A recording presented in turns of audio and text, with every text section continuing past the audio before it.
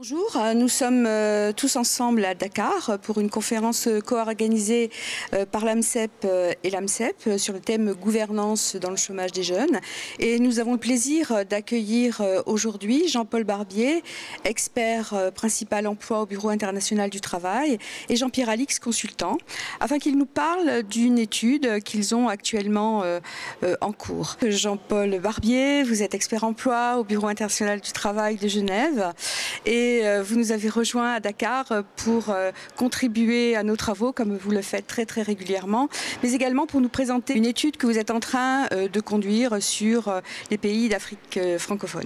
Est-ce que vous pourriez nous en dire plus sur cette étude très intéressante que vous êtes en train de mener et que de nombreux directeurs généraux présents ici à Dakar attendent? Effectivement, on est en train de conduire une étude sur les services publics d'emploi d'Afrique francophone. C'est une étude qu'on a engagée à la suite d'une demande qui avait été formulée à l'occasion d'un précédent séminaire de la AMCEP. Et l'objectif de cette étude, c'est à la fois de donner une vision d'ensemble de ce que sont les services publics d'emploi en Afrique, des difficultés qu'ils rencontrent, des défis qui leur sont posés et des réponses qu'ils y apportent.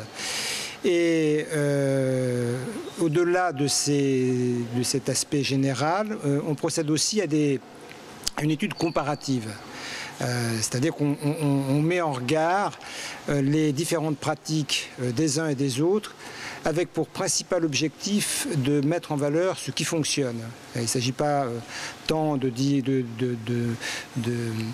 stigmatiser tel ou tel déficit ici ou là que d'essayer de voir ce qui fonctionne et ce vers quoi peuvent aller les services publics d'emploi pour trouver les réponses qui soient le plus adaptées possible aux besoins des populations et aux besoins dans le cadre des missions qui sont les leurs. Donc on procède à une revue d'ensemble de la situation de l'emploi et ensuite on examine au regard de cette situation par rapport aux 4 volets traditionnels qui sont les missions, les fonctions des services de l'emploi, les réponses qui sont apportées, qu'il s'agisse des services d'intermédiation au sens large, des politiques actives du marché du travail, c'est-à-dire des mesures d'insertion dans l'emploi qu'ils mettent en œuvre, qu'ils gèrent, qu'il s'agisse aussi des informations sur le marché du travail qu'ils fournissent en appui à leur mission. Et la 4e mission est une mission qui est peu représentée en Afrique puisqu'il s'agit, la 4e fonction, pardon, il s'agit de l'indemnisation du chômage qui joue un rôle marginal. Voilà. Jean-Paul Barbier, si je vous comprends bien, cette étude va permettre de mettre en évidence toutes les bonnes pratiques au sein du continent africain sur sa partie francophone et peut-être de permettre des échanges d'expériences fructueux entre les différents services publics d'emploi. Jean-Pierre Alix, pourriez-vous nous donner un peu plus d'informations sur la manière dont vous avez géré cette étude et peut-être sur les leçons que vous tirez de cette étude qui est en cours? Quand on jette un regard sur l'évolution des services publics de l'emploi d'Afrique francophone, disons, on a travaillé depuis les années 80 jusqu'à maintenant, on s'aperçoit que les choses ont considérablement changé. Surtout à la suite, il y a eu quelques événements majeurs.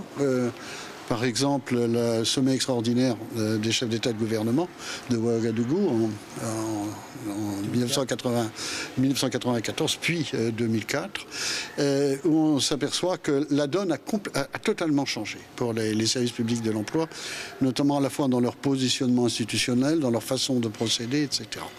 Donc ça, c'est la première observation que je voudrais faire, parce que c'est très net.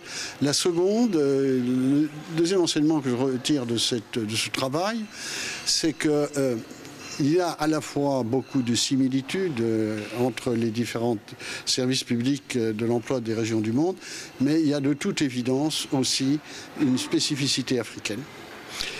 sur laquelle qui est de plus en plus perceptible actuellement. Jean-Paul y faisait allusion tout à l'heure.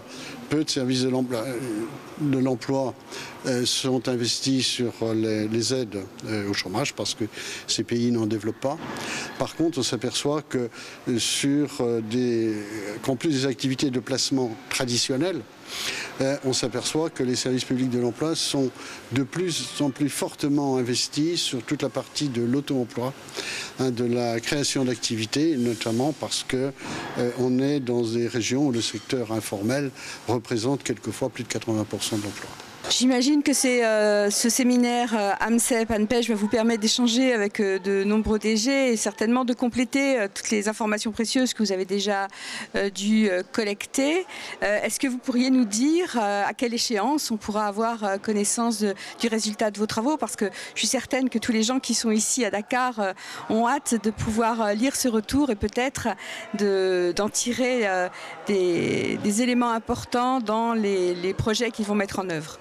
Oui, alors effectivement, on est là pour présenter l'étude là où elle en est aujourd'hui. C'est encore un travail en construction, mais qui est quand même largement abouti aux différents directeurs généraux et à leurs équipes de façon à ce que ceux-ci fassent des commentaires. Parce qu'il y a un certain nombre d'informations qu'on n'a pas eues ou qui sont insuffisantes, qui peuvent nous amener à des conclusions qui pourraient ne pas être tout à fait exact. Donc il est important que nous ayons un retour des responsables des services publics d'emploi sur un certain nombre d'analyses de façon à ce que l'étude reflète au mieux la situation dans laquelle sont ces différents services aujourd'hui. Et l'objectif, c'est d'arriver à une publication d'ici la fin de l'année. Donc on va demain, vendredi, de cette semaine, nous sommes aujourd'hui mercredi, faire cette présentation et on attend un retour dans les 2 semaines qui viennent. Parce qu'ensuite, tout le travail d'édition est un travail qui demande aussi du temps, de la relecture, et puis il faut aussi pour une publication BIT que cette étude ait été passée en revue par des experts qui sont externes à l'étude. Donc il y a un peu de temps, un peu de travail encore, mais d'ici la fin de l'année, la publication interviendra. Je voudrais aussi préciser une chose, pourquoi les pays d'Afrique francophone ? Parce que cette étude se situe dans le cadre d'un projet, qui est le projet d'appui à la promotion de l'emploi et réduction de la pauvreté, qui est le projet APERP, qui est financé par la France. Et ce projet développe ses activités dans l'espace francophone, des pays francophones, principalement des pays d'Afrique. Donc, du coup, il était assez logique que l'étude soit circonscrite aux pays couverts par le projet.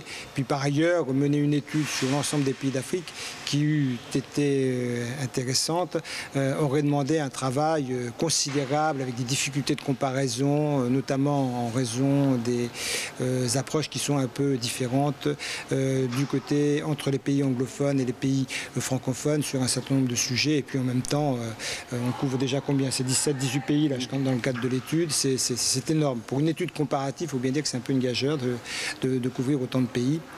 Mais en même temps, il y aura des éléments de comparaison intéressants, enfin on l'espère en tout cas, pour les uns et pour les autres. Et surtout, ce qui serait intéressant, c'est qu'à la suite de cette étude, les services publics de l'emploi qui sont concernés s'en emparent pour essayer de voir en quoi ce que font les uns ou les autres, qui ne sont pas eux, peuvent les aider à avancer de leur côté.